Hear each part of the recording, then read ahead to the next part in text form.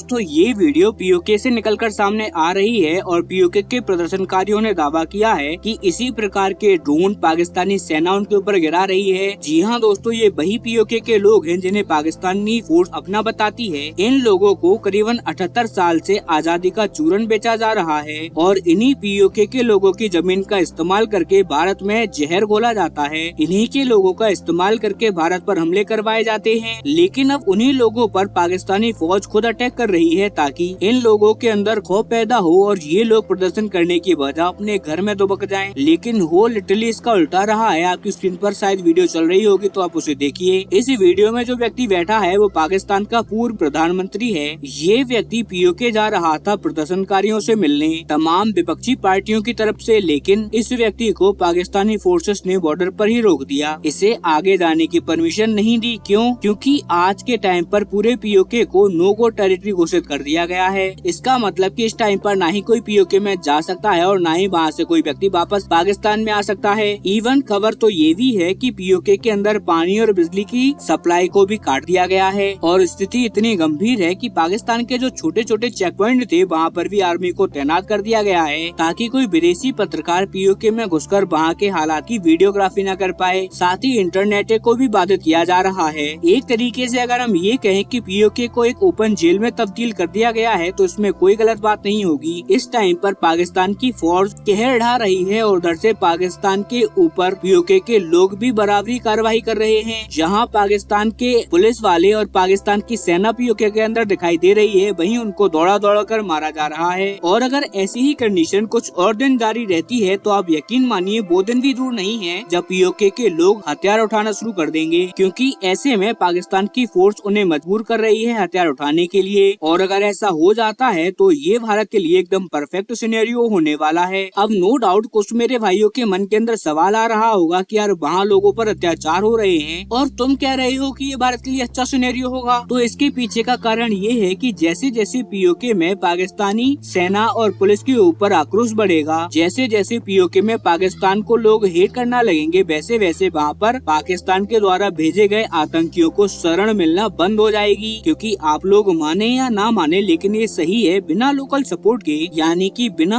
आम लोगों के सपोर्ट के कभी भी कोई भी आतंकवादी किसी भी एरिया में शरण ले ही नहीं सकता जब तक कि उन्हें ग्राउंड सपोर्ट ना मिले। और अगर ऐसा हो जाता है तो फिर पाकिस्तान कितना भी पैसा क्यों ना बहा ले, वो कभी भी भारत पर अटैक करवा ही नहीं पाएगा। और आप इतिहास उठाकर देख लो, कश्मीर में या भारत में जितने भी आतंकी हमले हुए हैं पाकिस्तान के द्वारा, उनमें हर किसी का लिंक आपको कहीं ना कहीं से पीओके से मिल ही जाएगा। पीओके में ट्रेनिंग दी जाती है, इन्हें हथियार सप्लाई करवाए जाते हैं, हथियार चलाना सिखाया जाता है और फिर पीओके से ही भारतीय बॉर्डर को क्रॉस करवाया जाता है आतंकवादियों को। एक तरीके से पीओके ओरिजिन है हमारी प्रॉब्लम्स का और बिना लोकल सपोर्ट के ये प्रॉब्लम क्रिएट हो ही नहीं सकती थी। और यही कारण है कि मैं कह रहा हूँ कि ये भारत के लिए परफेक्ट सिनेरियो होगा कि पाकिस्तान को लेकर उस एरिया में विरोध बढ़ जाए, क्योंकि जैसे जैसे उस एरिया में विरोध बढ़ेगा पाकिस्तान के लिए, वैसे वैसे लोकलों का सपोर्ट कम होता जाएगा और फिर भारत के लिए पैर जमाना आसान होगा। क्योंकि फिर बात केवल पाकिस्तान को सपोर्ट कम होने की नहीं होगी, बात होगी भारत का नेटवर्क पीओके के अंदर मजबूत करने की। और जैसे ही भारत का नेटवर्क पीओके के अंदर मजबूत हो जाता है तो जैसे ही कोई भी आतंकी भारत के अंदर घुसने का ट्राई करेगा या फिर वहाँ पर कोई भी आतंकी ट्रेनिंग कैंप बनता है तो पाकिस्तान की फोर्स जिन लोगों पर आज अत्याचार कर रही है, कल को वही लोग इन सब चीजों की जानकारी भारत तक पहुँचाएंगे।